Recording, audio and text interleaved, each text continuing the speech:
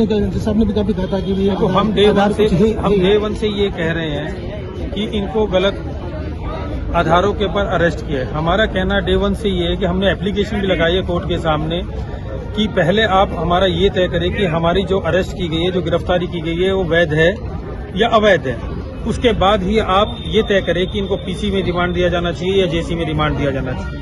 हमारा day one से कहना ये है कि when there is an stay order passed by the honourable high court on a predicate offence then ED can not be arrested in a PMLA cases. दूसरा हमारा कहना ये है कि जो इनको हमने जब भी ईडी ने हमें सम्मन दिए, हमने उनका जवाब दिया। हमने ईडी से कहा कि यदि आप हमारी व्यक्तिगत उपस्थिति चाहते हैं तो हम सदैव अनुसंधान में सहयोग करने को तैयार हैं। ईडी ने जो हमारे को गिरफ्तारी के आधार बताए हैं उनमें ना तो ये उनका कोई भी डिस्कशन किया गया कि जो हमने जवाब दिए हैं, जो हमने पूरे डॉक्यूमेंट लगाए हैं रिकॉर्ड के ऊपर, ना उनका कोई जवाब दिया गया। ना ही ईडी ने गिरफ्तारी के आधारों में ये कहा कि जो माननीय उच्च न्यायालय द्वारा आदेश स्थगन आदेश दिया हुआ है उसके प्रभाव क्या होगा, क्या उसके बावजूद भी ईडी अरेस्ट कर सकती है। माननीय न्यायालय द्वारा आज भी हमारे प्रार्थना पत्र पर आर्गुमेंट सुने गए, लेकिन ईडी द्वारा उसमें उस प्रार्थना पत्र का आज पहले दिन उन्होंने कोई जवाब हेतु समय नहीं मांगा, आज फिर उन्होंने जवाब हेतु समय मांगा। माननीय न्यायालय द्वारा उनको 1 दिन का समय दिया है। सोमवार को दोबारा प्रार्थना पत्र पर बहस हेतु नियत की है और ईडी को 1 दिन का समय उस प्रार्थना पत्र पर जवाब हेतु दिया गया है।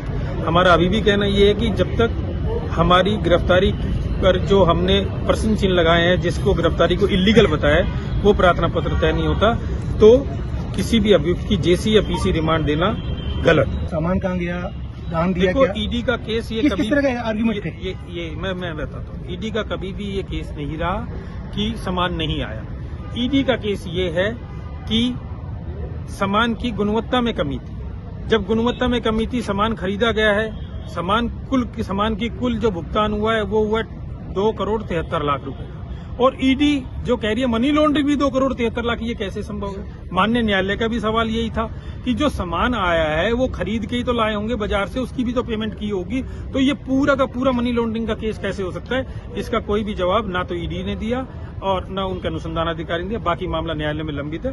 अब इस बात पे ज्यादा चर्चा करना अभी उचित नहीं होगा।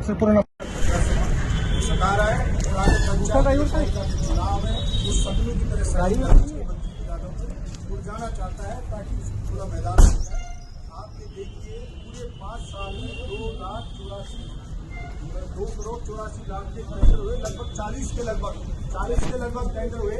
40 टेंडरों में आप ये देखिए 40 टेंडरों के अंदर जिन फर्मों को मिला उनको दोषी नहीं, जिन लोगों को टेंडर देने वाले 50 अधिकारी उनका दोष नहीं, लेकिन दोष किसका है? बंदी का दोष है। इसलिए ये बिल्कुल ही फर्जी केस है, कोई इसमें लेना देना नहीं है इस केस के अंदर। और